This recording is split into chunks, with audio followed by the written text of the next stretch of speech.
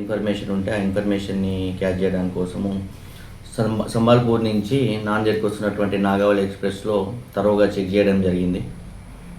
ఇదే ట్రైన్లో ఇంతకుముందు కూడా మనకు లాస్ట్ మంత్ ఒక 48 కేజెస్ కేసు దొరికింది, 20 కేజెస్ ఇంకో కేసు దొరికింది.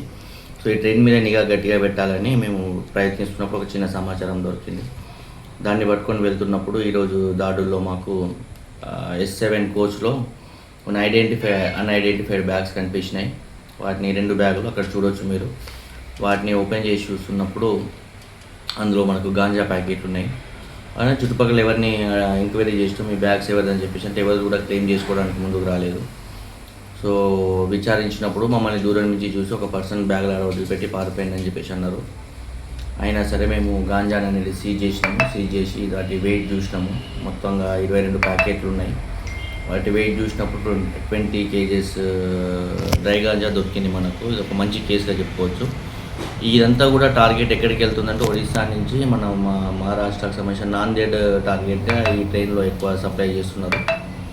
దాదాపు ఇప్పుడు మన దగ్గరనే ఇది 4వ కేసు అనుకుంటా. ఇది ట్రైన్ నిన్న కూడా ఒక దగ్గర చూసిన రైలు మార్గాలలో ఎక్కువ ట్రాన్స్పోర్ట్ అవుతుంది.